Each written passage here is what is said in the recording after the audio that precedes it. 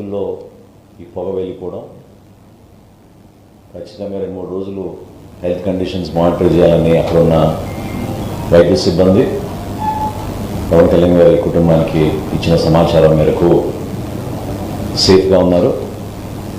అయితే ట్రీట్మెంట్ కొనసాగించాలి, ఎక్కడ ఇబ్బంది లేకుండా అక్కడ అన్ని విధాలుగా స్థానికంగా ఉన్న వైద్య సిబ్బంది వారి కుటుంబ సభ్యులందరూ కూడా జాగ్రత్తగా చూసుకుంటున్నారని సమాచారం రాష్ట్ర ప్రజలందరికీ కూడా అందించమని పవన్ కళ్యాణ్ గారు చెప్పడం జరిగింది. ఈ సందర్భంలో దేశవ్యాప్తంగా చాలామంది మన రాష్ట్రం నుంచి కూడా అనేక నాయకులు, గౌరవ ముఖ్యమంత్రి గారు, భారతదేశ ప్రధాని నరేంద్ర మోడీ గారు కూడా ఇంతకుముందే పవన్ కళ్యాణ్ గారితో మాట్లాడి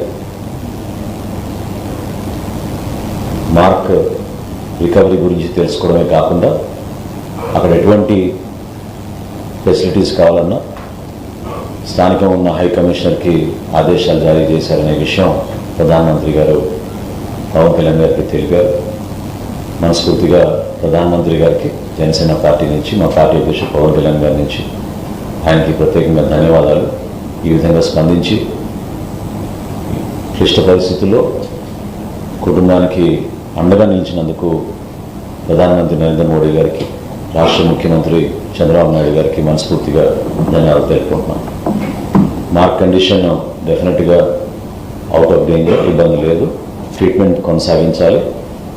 ట్రీట్మెంట్ అప్డేట్స్ వచ్చిన తర్వాత తప్పకుండా మీ అందరికీ కూడా మా పార్టీ వర్గాల నుంచి మీకు సమాచారం ఎప్పటికప్పుడు అందిస్తూనే ఉంటాం.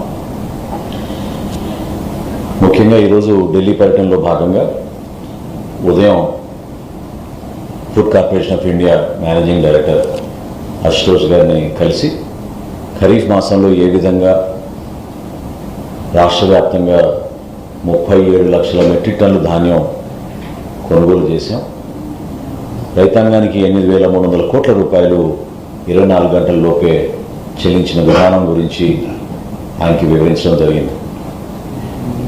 FCI చాలా సహాయం అందించారు, ప్రోత్సహించారు. రాష్ట్రంలో ఉన్న ఆర్థిక పరిస్థితిని దృష్టిలో పెట్టుకుని కూడా ఎప్పటికప్పుడు రైతాంగానికి మేము అందించే ఈ కార్యక్రమాల్లో ఇబ్బంది కలగకూడదనేది వాళ్ళు పూర్తి స్థాయిలో సహాయం అందిస్తూనే వచ్చారు. సో మనస్ఫూర్తిగా ఫుడ్ కార్పొరేషన్ ఆఫ్ ఇండియా వారందరికీ కూడా రాష్ట్ర ప్రభుత్వం నుంచి ధన్యవాదాలు తెలుపుకున్నాం.